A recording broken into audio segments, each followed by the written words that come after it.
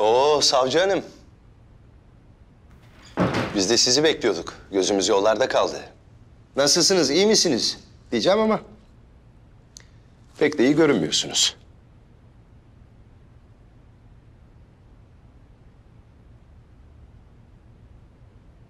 Gayet iyiyim Dragan. Hücrende çürüdüğünü izlemek için her gün ziyaretine gelebilirim. Bu pek mümkün olmayacak savcı hanım. Şu an beni buradan çıkarmak için her yeri alt üst etmişlerdir. Bence siz de bunun için buradasınız. Hala buradan çıkabileceğini mi düşünüyorsun? Eminim. Siz hala benim konuşacağımı mı düşünüyorsunuz?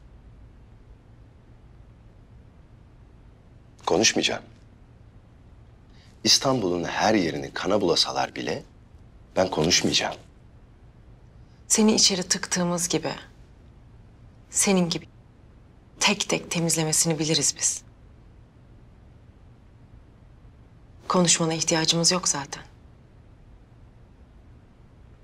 Ben buraya kardeşim için geldim. Onun kanının yerde kalmadığını canlı canlı görmek için geldim.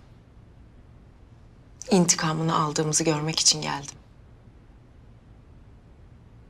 Her şey bitti Dragan. Her şey. Sana iyi çürümeler. Savcı hanım. Şu Yavuz Karasu'yu hala seviyor musunuz? Yani size onca şey yaşattıktan sonra hala.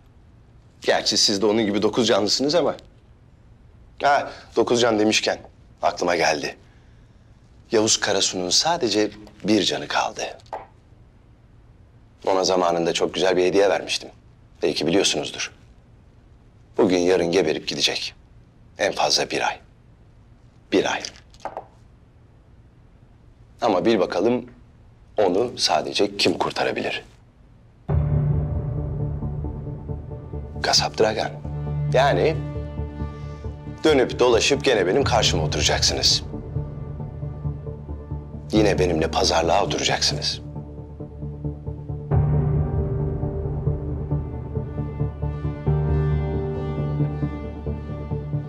Biz senin gibi pazarlık yapmayız.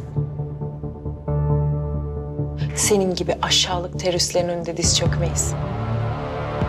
Diz çöküp yaşayacağımıza ayakta dimdik ölürüz daha iyi. Bunu o kafana sok. Göreceğiz savcı. Onu da göreceğiz.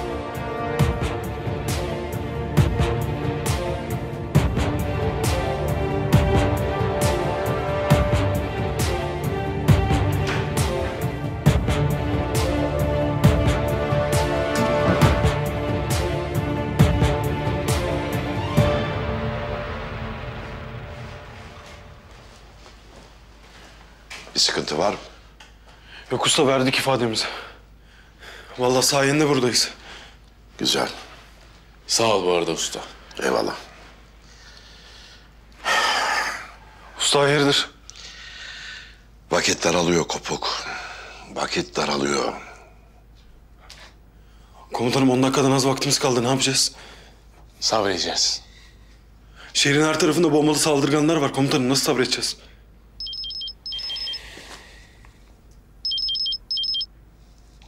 Alo. Alo. Merhaba Yavuz Karasu. O mu arıyor komutanım? Dirabakkom. Görüşmeyeli nasılsın? Ne istiyorsun? Hemen konuya girelim diyorsun. Peki öyle olsun. Dragan'ı nerede teslim edeceksin? Öyle bir şey olmayacak. O zaman İstanbul'dan taşınsan iyi olur. Çünkü dakikalar sonra bu şehri yerle bir edeceğim. Bana bak, kendini ne sanıyorsun ya da kimlere güveniyorsun bilmiyorum. Ama bunlar bize sökmez. Gösterdiğim büyük resmi tam anlamadın galiba. İstersen bir de gerçeğini gör. Günün sonunda ikna olursun belki. Bunu sen istedin. Ben bir şeyi 2 kere söylemem. Elinden geleni ardına koyma. Ne bugünün sonunda ne de yüzyılların sonunda amacınıza ulaşamayacaksınız.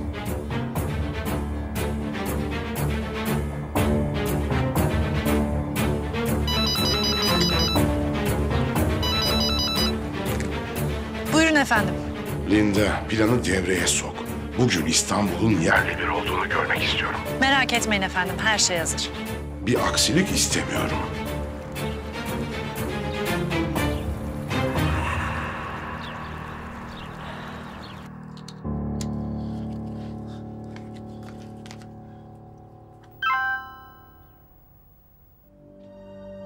Hisar Köşk.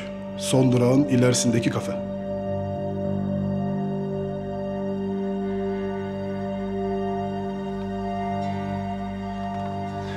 Demek kafeyi patlatacağız.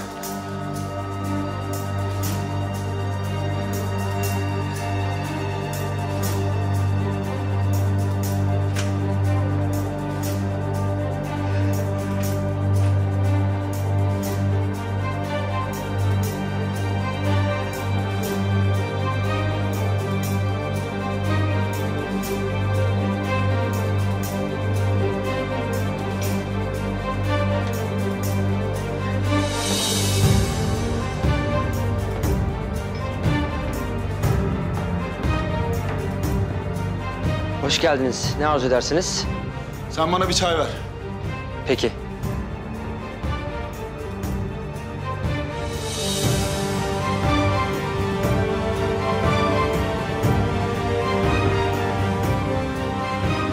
Devlet Başkanımız Elmudar serbest bırakılmadığı için bu eylemi gerçekleştiriyorum.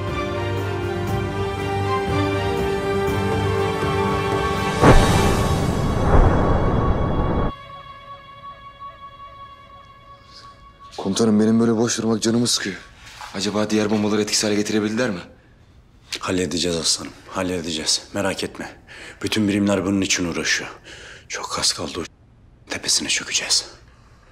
Aga harbi kıyameti bekliyor gibi hissediyorum ben de böyle içim huzursuz.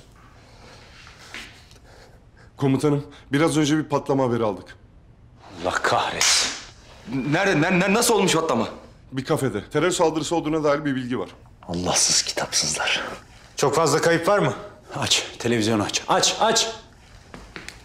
Şehrimiz bugün bir patlamayla sarsıldı. Henüz nedeni bilinmeyen patlamanın bir terör saldırısı olabileceği ihtimali üzerinde duruluyor.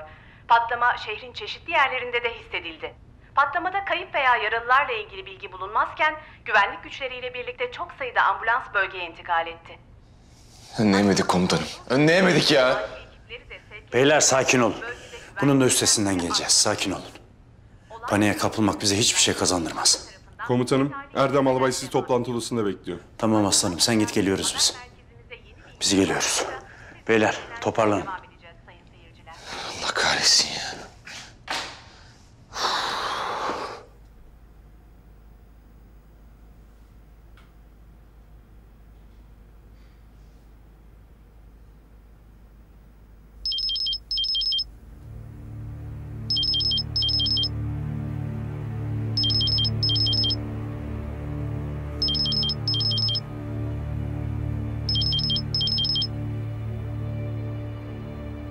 İstanbul'da biraz önce büyük bir patlama oldu. Sesi muhtemelen sana kadar gelmiştir. Sesin çıkmıyor. Yoksa konuşacak takatin mi kalmadı? Haber vermek için mi aradın? Daha patlayacak çok bomba var Yavuz. Umarım ne kadar kararlı olduğum konusunda seni ikna etmeyi başarmışımdır. Ben kolay kolay ikna olmam.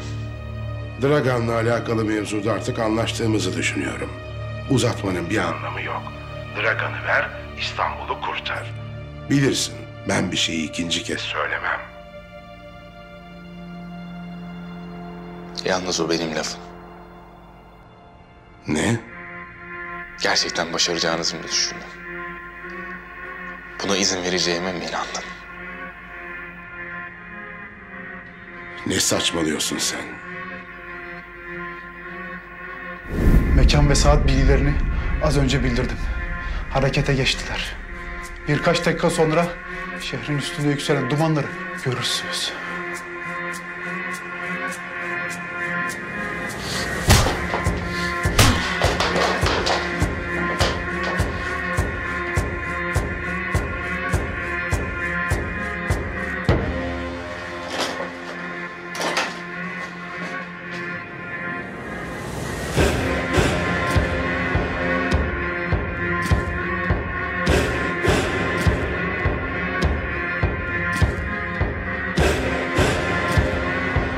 biriyle bu telefondan mı haberleşiyorsunuz?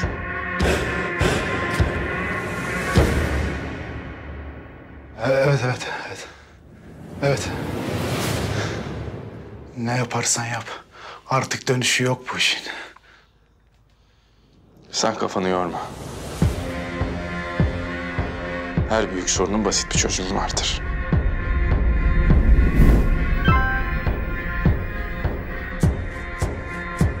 Demek kafeyi patlatacağız.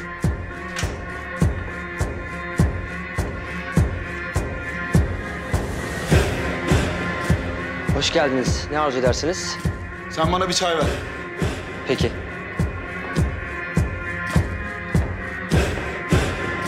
Tüm kuşlar kafeste. Çıkış yapıyorum.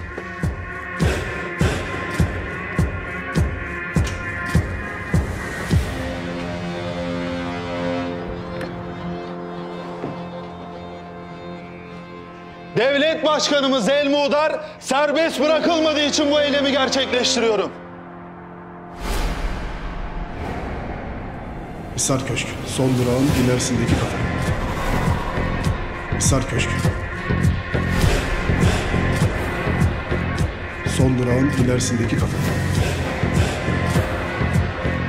Hisar Köşk. Son durağın ilerisindeki kafe.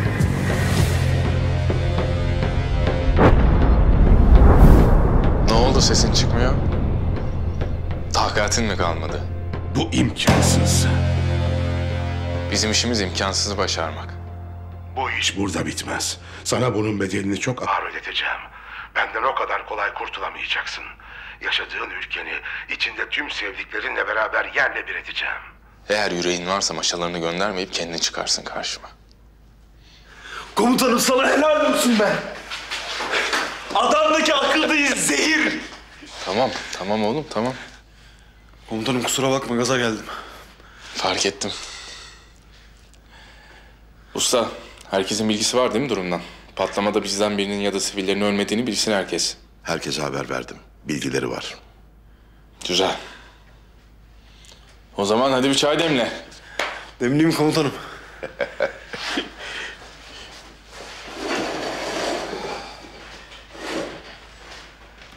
Patlamanın detaylarına dair henüz elimizde net bir bilgi yok. Komutanım biz niye burada duruyoruz? Şehrin bir sürü yerinde bomba var. Patlatmadan çökelim enselerine. Saldırıyla ilgili idari işlemler devam ediyor. Yakalanan saldırganın bağlantılarını kontrol ediyoruz. Şu an elimizden gelen bir şey yok. Bilgiler doğrultusunda hareket edeceğiz. Var mı bir gelişme öyle? Erdem abim garip şeyler oluyor. Saldırganlarla ilgili az önce elimize bir bilgi ulaştı. Yerleri tespit edildi mi? Evet ve dahası var. Tüm saldırganlar öldürüldü. Nasıl oldu bu? Kim yapmış? İstihbarat teröristlerin başındaki organizatöre ulaşarak tüm saldırganları aynı mekana çekmeyi başarmış. Hay Allah'ına kurban onların be. Sonra? Sonra tabii bunlar mekana gitmişler. Birbirlerini tanımadıkları için içlerinden biri kendisini patlatmış ve hepsi ölmüş. İşte bu be. Çaylak televizyonu aç. Emredersiniz komutanım. Bugün şehrimizde meydana gelen patlamada herhangi bir sivil kaybımızın olmadığı bilgisine ulaştık. Teröristlerin istihbarat birimleri tarafından yapılan operasyon sonucunda... Size helal olsun be. Lan kimin aklına geldiyse beyin kıvrımlarından öperim be. Şu babaydı bana bulun da İstanbul'un göbeğine heykelini dikelim. Ama beton yetmez Olay tabii. yerine çok sayıda ambulans ve itfaiye ekibi yönlendirilirken bölgede güvenlik önlemleri ise arttırıldı. Olay yeri inceleme ve güvenlik görevlileri tarafından detaylı incelemeler devam ediyor. Bugün şehrimizde meydana gelen patlamada herhangi bir sivil kaybımızın olmadığı bilgisine ulaştık. Teröristlerin istihbarat birimleri tarafından yapılan operasyon sonucunda tuzağa düştükleri belirtiliyor.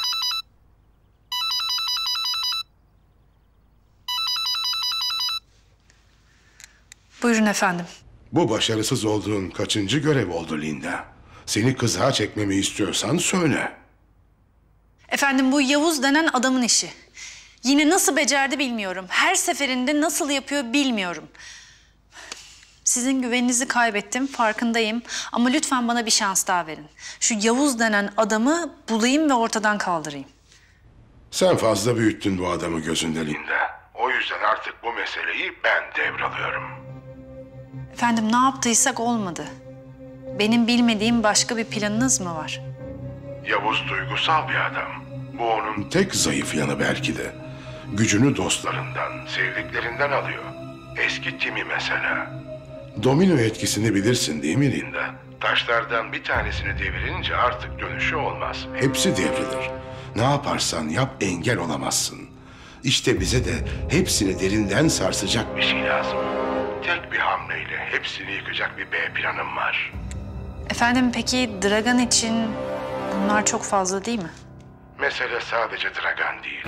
Dragan'ı El Muğdar olarak devlet başkanı ilan ettik. Geri alamazsak bütün kamuoyunda büyük bir acziyet ve güven kaybı yaratmış oluruz. O yüzden en kısa zamanda onu geri alacağız. Haber bekle. Peki efendim.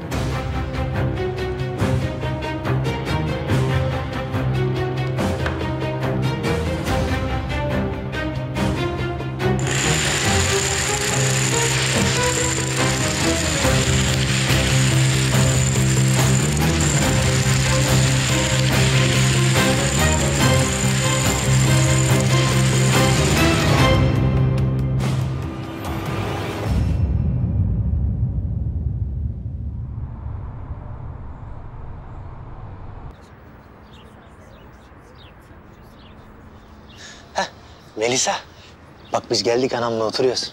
Yolda mısın? Ya yok bu sefer öyle olmayacak bak sana söz. Ya zaten kadın çok yakın zamanda dönecek memlekete. Ben dönmeden sizin aranızı bir bulayım istiyorum ya. Heh. Tamam hadi gel bekliyoruz.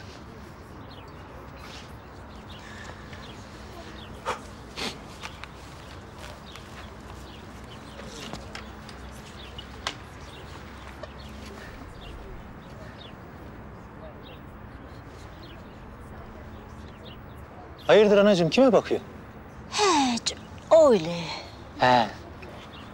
Ya anacığım, bak gözünü seveyim şimdi Melisa geliyor. Ben istiyorum sen gitmeden sizin bir aranızı yapayım artık istiyorum ya. Gözünü seveyim kıza kötü davranma. Kurbanın olayım ana bak bu kız senin gelinin olacak. Ne Melisa'sı, ne gelini oğlum. Tövbe. Ara söyle gelmesin. Benim gelinim geliyor ha buraya birazdan. Senin gelinin mi geliyor? Ne diyorsun ana sen? Kim geliyor be? Kim geliyor ana? Beşik kertmen geliyor. Saadet. Çağırdım onu ha buraya. Sümüklü Saadet. Ana ne diyorsun sen ya? Ya biz bu konuyu kapatmadık mı seninle? Kızı ta Trabzon'dan buralara mı çağırdın? Ne Trabzon'u hamsi kafa? Kız orada doğmuş büyümüş ama buraya gelmiş diyor. İstanbul'da üniversitede okuyor. Avukat olacakmış benim gelinim. Tövbe estağfurullah. Ya ana sen vallahi beni delirtiyorsun, çıldırtıyorsun. Ara şu kızı gelmesin. Melisa geldi gelecek ya. Ara kızı gelmesin. Sen ara o nursuz, o gelmesin. Ya ne nursuz anne bak nursuz oluyor mu ya? Ara şu kızı gelmesin ya. Benim gelinim niye gelmeyeceğimiş oğlum? Kafanı kullan. Avukat diyorum. Kolunda bileziği vardır. Diğeri? Uy. Bar pavyon kapılarından mı toplayacağım seni ben? Bana bak vallahi sinir basıyor beni ha. Vallahi sinir basıyor beni. Hem resimlerini falan hep gönderdim ona. Beğendi seni. Az biraz naz etti ama resimlerini görünce çok beğendi. Ne beğendi ya? Ya o kim ben onu beğeneceğim mi anne ya? O kim ya? Ya burada bana ayaküstü sümüklü Saadet'i iteliyorsun ya. Bağırttırıyorsun beni. Ya anam. Vallahi geliyor.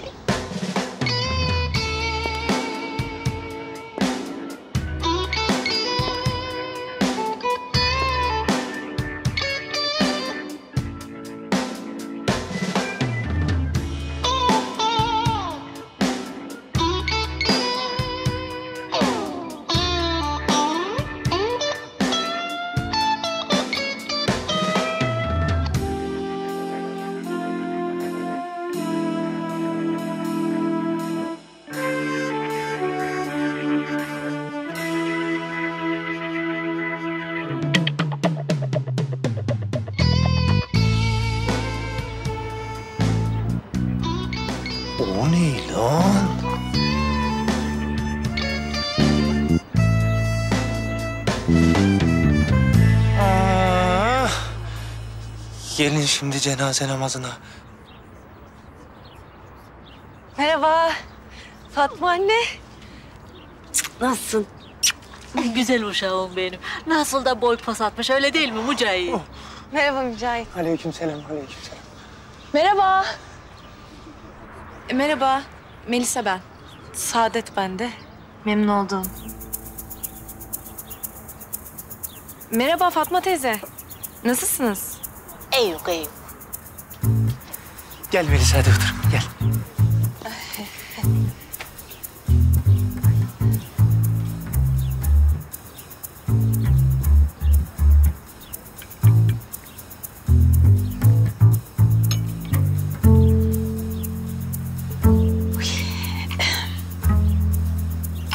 Ya hadi. O değil de böyle sanki bir yaz gelmedi resmen. Yaz gelemedi ya. Evet. Isınmadı bir türlü havalar. Yo. Bence bugün hava gayet iyi. Saadet kızım, sen anlat bakayım. Nasıl gidiyor okul? İyi Fatma anne. Hukuk tabii biraz zor. Sizler iyisiniz. Biz iyi yok. Seni gördük daha da iyi olduk. Oy, nasıl da güzelleşmiş, serpilmişsin sen ha böyle. Maşallah. Senin çocukluğunu biliruk biz. Öyle değil mi Mücahit? Öyle anacığım, öyle küçücük çocukmuş yani. Kusura bakma Yasun kızım. Ben ha böyle baş başa olacağız dedim ama son anda sürpriz olmuştur bize. Mücahit bu kız kim?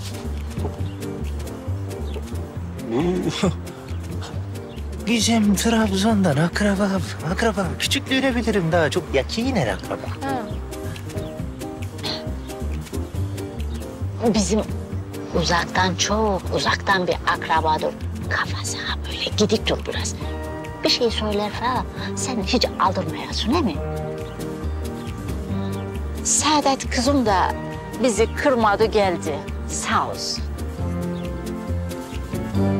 Yani normalde yapmam böyle şeyler, yanlış anlamayın. Böyle görücü usulü gibi. Ya, gerilirim. Ama kıramadım sizi. Olsun. Siz hele bir çay için, bir dışarıya çıkın. Çok güzel şeyler olur he. Görücü usulü derken Mücahit ne oluyor? Mücahit ne oluyor? Ya bizim aşık yok mu? Bizim aşık. Ya onunla tanıştıracağız da anamın iş güzellikleri işte. Ha, çok güzel. Niye söylemiyorsun bana? Ben çok severim aşığı. Ya. O da gelecek o zaman değil mi? Tabii o da gelecek. Güzel. Ha. Vallahi tanıyorum, seviyorum diye demiyorum. Ama gerçekten çok iyi çocuktur. Hiç gerilmene gerek yok. Tanıdıkça sen de çok seversin zaten. Yani bakalım. Kısmet tabii bu işler. Tabii canım, öyle tabii ki ama gerçekten çok iyi, çok pırlanta gibi bir kalbi vardır. Gerçekten yani hiç üzmez seni, çok mutlu eder. Ağzım bal yesin kızım. Sen de anladın ya sonunda. Yani anlaşılmayacak bir şey yok zaten değil mi? Yani. İki bekar insan. Hem bence çok yakışırlar değil mi? Çok. Fotoğraflardan biliyordum ben de sadece şimdi. Yakışırlar falan deyince böyle bir şey. Utandın. Hiç utanmana gerek yok, hiç merak etme. Fatma teyzeciğim, siz de çok iyi düşünmüşsünüz ha. Bravo. Ana yüreğidir. İnsan oğlu için en iyisini istiyor. Benim de bir tanecik oğlum vardır. Oy. Oğlu mu? Melisacığım biz kalkalım mı hadi? Gidelim Bir dakika. Siz buraya Mücahit için mi geldiniz? Ya kimin için olacak kızım? Ben de geri zekalı gibi. Aferin Mücahit. Bir yalan söylemediğin kalmıştı, onu da söyledin. Aferin. Melisa.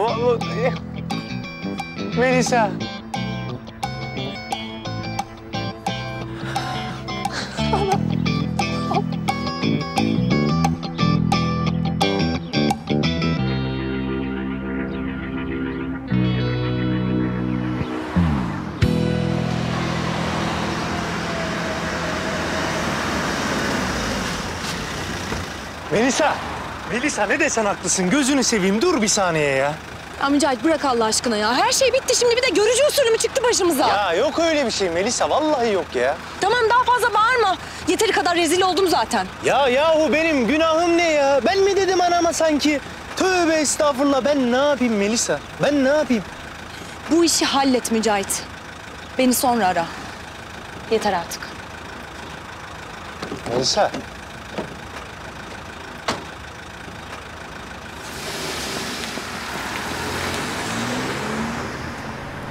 Ah be ana. Ah be ana neler açtın başıma neler açtın ana ya.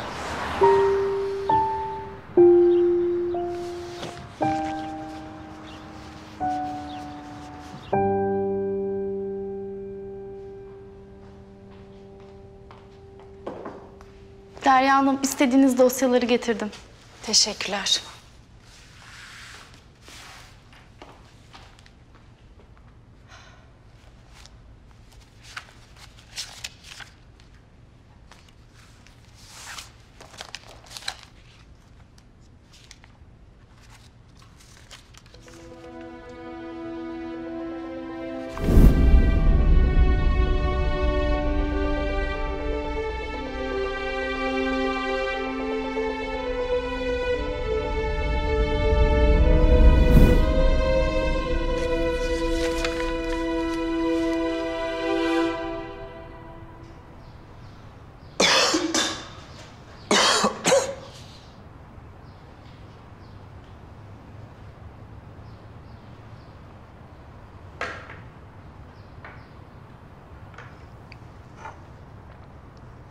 Komutanım Derya biliyor mu?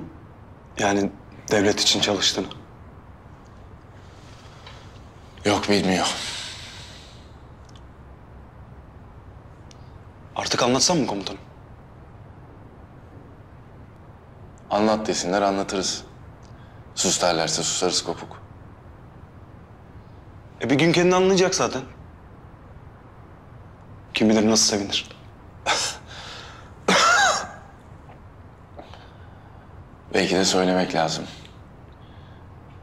Yolun sonuna geliyoruz. O ne demek komutanım? Ne demekse o demek. Boş ver. Sen hiç aşık oldun mu kopuk? Bilmem. Olmadım herhalde. Kopuk. Sen daha yaşadığın hayatın farkında değilsin. Usta o ne demek şimdi? Evladım.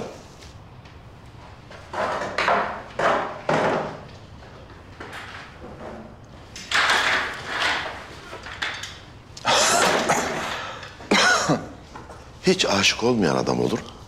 Usta olmadım ne yapayım? Karşıma biri çıkmadı. Ben sana aşık oldun mu diye sordum. Bir kadına aşık oldun mu demedim ki. Ha, siz benim iyice kafamı karıştırıyorsunuz ha. Ne yapayım? Elektrik direğine mi aşık olayım? Neye aşık olayım? Aşk dediğin öyle bir şey değil. Nasıl bir şey usta? Aşk dediğin bu yaşadığımız kainatın mayasıdır. Yaratılmış her zerrede bir aşk vardır. Vatan aşkı, bayrak aşkı sayılıyor mu? Sayılmaz mı? Hem de alası, dik alası. Tamam o zaman. Ben çok krala aşık olmuşum. Sıkıntı yok.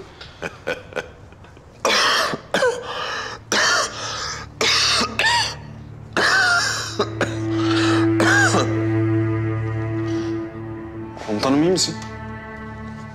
İyi miyim sorun yok. İyi görünmüyorsun komutanım. Nöbetin benzin attı ya. İyiyim dedim ya oğlum uzatma. Yavuz. İyi görünmüyorsun. Komutanım bir hastaneye gidelim mi ha? Ne dersin? Dur oğlum ortalığı ayağa kaldırma dur. Komutanım içli içli öksürüyorsun. Korkutma bizi. Oğlum sana uzatma dedim ya bir şey yok.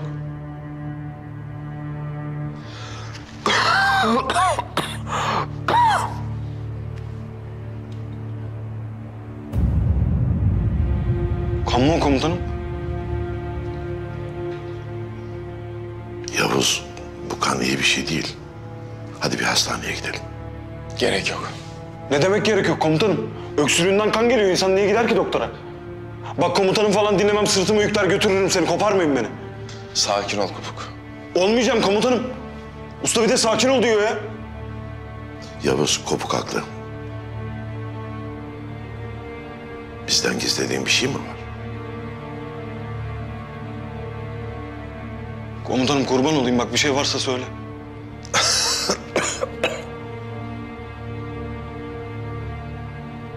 Kopuk ne yapar ne eder, bir çaresini bulur. Sakin ol Kopuk, dur. Komutanım çatlatacaksın, hadi anlat.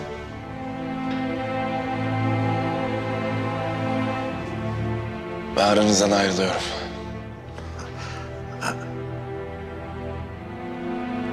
Ne demek şimdi bu? Yeni görev falan mı komutanım? Yeni hayat diyelim. Daha huzurlu, daha sakin olacak. Öyle umut ediyorum. Nereye komutanım? Korkutma bizi.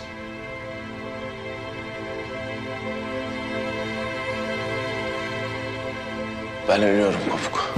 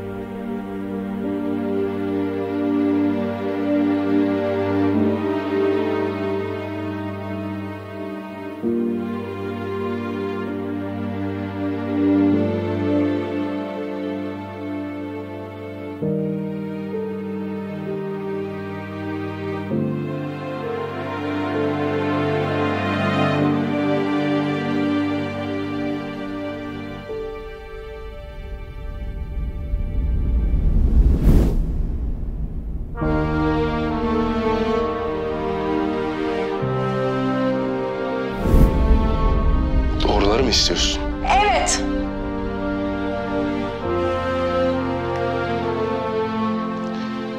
Tamam, yaptım. Yaptığımı sandığın her şeyi yaptım. En başından beri sakladım senden. Haklıydın.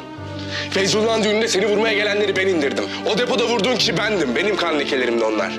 Bir sürü insan öldürdüm. Öldürdüm. Ve işin kötüsü ne biliyor musun? Vicdanım gram rahatsız değil. Sen ciddisin. Evet, yakalanana kadar da yapmaya devam edeceğim.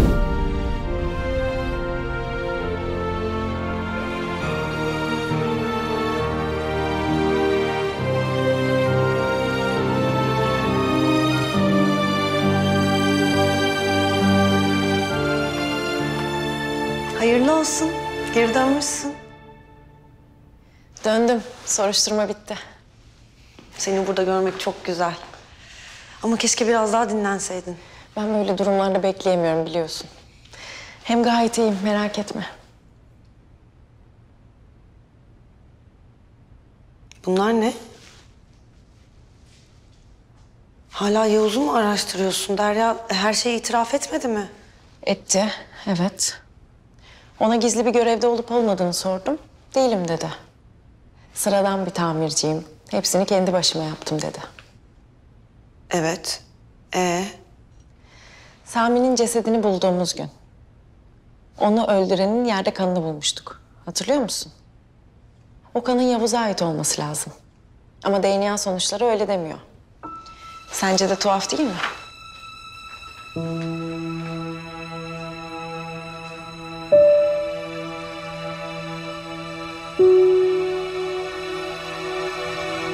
Dragan yaptı.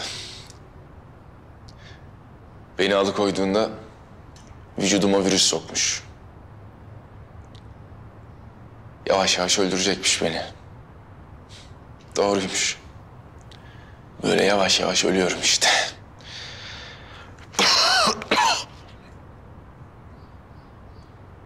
Komutanım ciddi misin sen? Kaç tane doktora gittim Kopuk. Çaresi yok. İlla vardır. Yok, varsa da Dragan biliyor. Dragan elimizde söyler. Söylemez. Tek pazarlık hamlesi bu. Ona o kozu vermem. Başların kozuna gözümüzün önünde ölüp gidecek misin yani? Hepimiz öleceğiz bir gün Kopuk. Nasıl olduğunun ne önemi var? Var komutanım, sen koskoca sarı komutansın.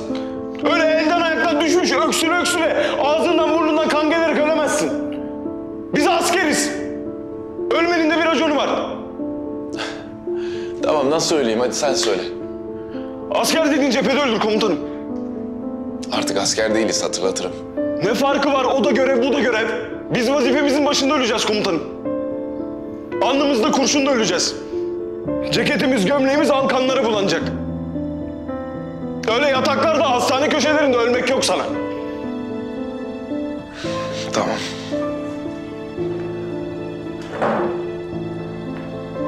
O zaman ne yapacaksın biliyor musun? Baktın yataklık döşeklik oldum. Baktın elim ayağım tutmuyor. Hani diyorsun ya sarı komutan diye.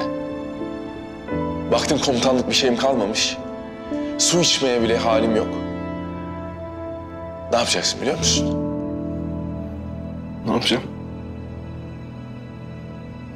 O zaman çekeceksin silahını. Çıkaracaksın şarjörünü.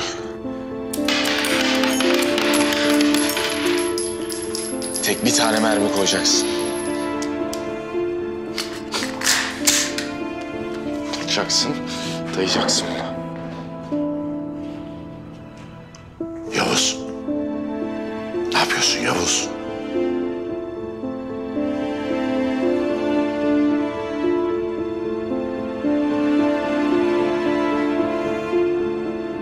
Bam! Komutanın sizlere ömür, tamam mı?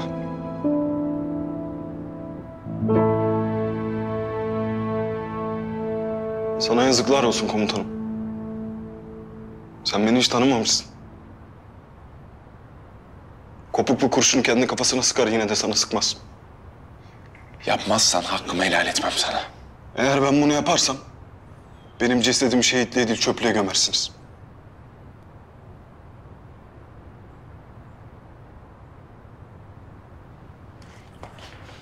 Beni bırakıp gitmene izin vermeyeceğim komutanım. İzin versen de vermesen de ben gidiyorum Kopuk. Sen hele bir öl. Gör bak ben sana neler yapacağım.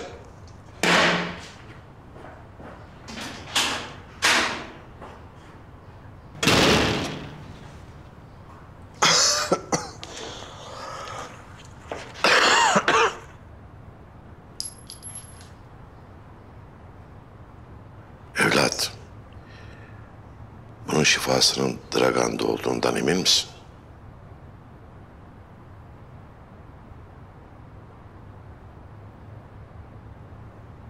Dur bakalım. Sen bu doktor işini asla ihmal etme.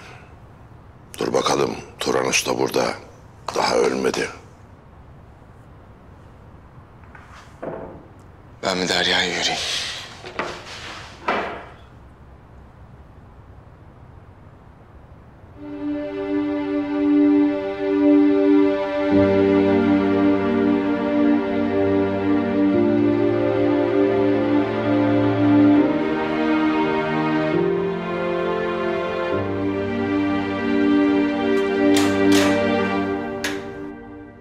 Evet, kan Yavuz'a ait değilmiş. Her cinayetin sorumlusu da Yavuz olacak değil ya. Ama bunun sorumlusu Yavuz. Kendi itiraf etti. O depoda bulduğunuz kan damlaları bana ait dedi. Eğer Yavuz devlete çalışmıyorsa ya da arkasında bir güç yoksa bu kanıtları değiştirmesi mümkün mü? Bilmiyorum. Ama sence de bu meselenin üstüne fazla gitmiyor musun artık Derya? Bilmem. Belki de haklısın. Ama çok yoruldum Eylem. Ben hayatım boyunca hep gerçeklerin peşinde oldum. İşim bu benim. Ama söz konusu Yavuz olduğunda gerçeklerden korkmaya başladım artık. Canımı sıkan da bu.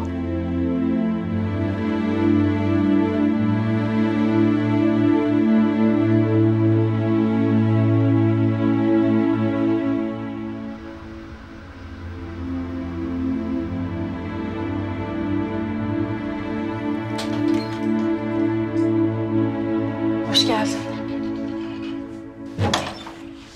İyi misin? İyiyim, sağ ol. Geçsene.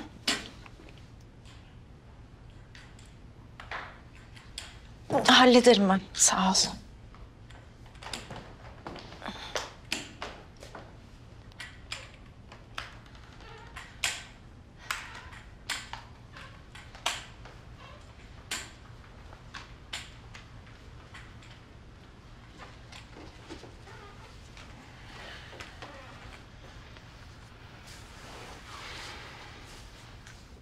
Göreve geri dönmüşsün. Çok sevindim. Sağ ol. Soruşturma bitti sonunda. Başına o kadar bela açtım. Bir daha beni aramazsın sanıyordum. Şaşırdım. Düşman değiliz sonuçta Yavuz. Biraz konuşmak istedim. Dinliyorum. Bugün Dragan'ın sorgusuna girdim. Gerçi istihbaratımız halletmiş. Güzel plan. Tüm saldırganları tek bir yere toplayıp hepsini etkisiz hale getirmek. Çok zekice değil mi? Bence de. Çok pratik. Tek mekanda kesin çözüm. Bu Dragan denen heriften bir şey çıktı mı? Pek sayılmaz. Beni senin hastalığınla tehdit edip pazarlık yapmaya kalktı. Seni sadece o kurtarabilirmiş.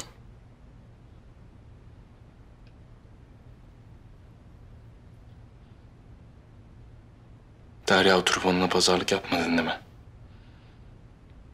Beni buraya onun için mi çağırdın yoksa? Sen beni hiç tanımadın mı Yavuz?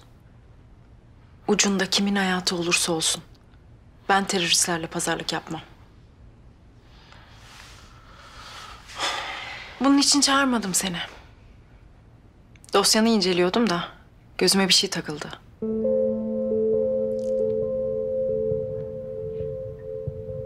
Derya, sana her şeyi anlattım. Hala mı devam ediyorsun? Yetmedi mi?